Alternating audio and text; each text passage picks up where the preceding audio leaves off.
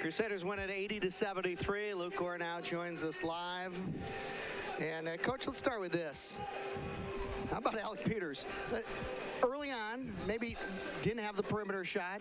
You got him going by running a couple sets to get him touches in the post. This is something that you guys did at times with Ryan Broekhoff over the last 4 years.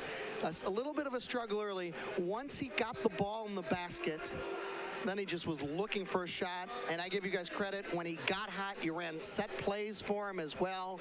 I mean, everything seemed to be going right, and after being down 10, he really carried you guys this afternoon. Yes. Alec, the difference between him and Ryan is Alex, he's really, really physical. I mean, he's a physical kid. He's been a post player a lot of his life. He likes getting down. He asked, can I let me post him? He's small. And today, I think we were smart enough to, he got going. He made it one play, and then he got an offensive rebound put back, and then we went into him again on the block.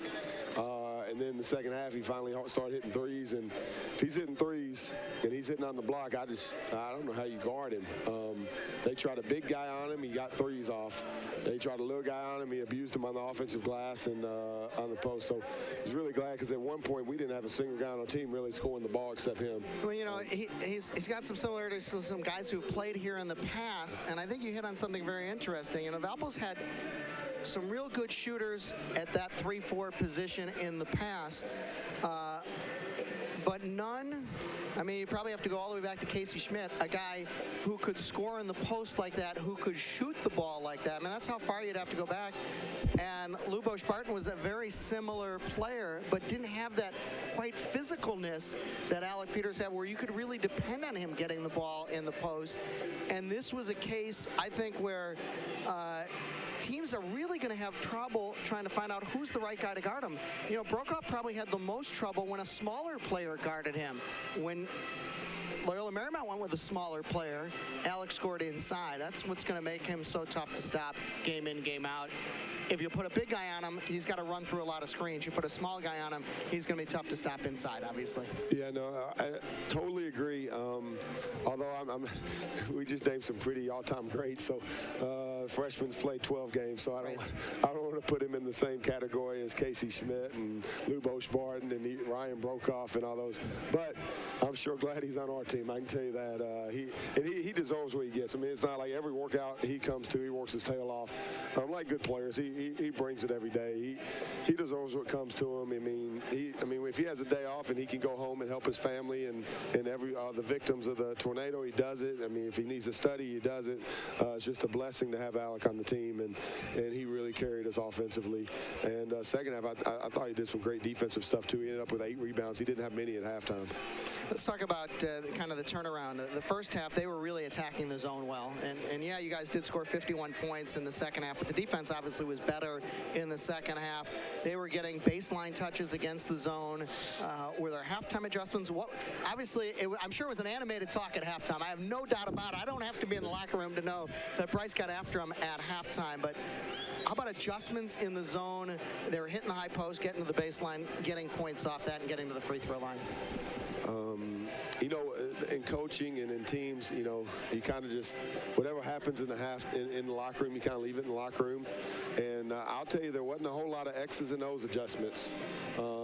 We were big, we were strong, we were physical. We need to play like that every minute of the game.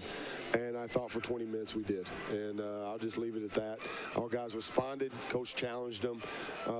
Coach does an unbelievable job of knowing how to motivate the guys and doing it in a way that is respectful, but it gets to the point. And the guys really responded. And it's the character of our guys when they can respond to Coach telling them, hey, we got to play with heart. We got to get after. We got to be who we are.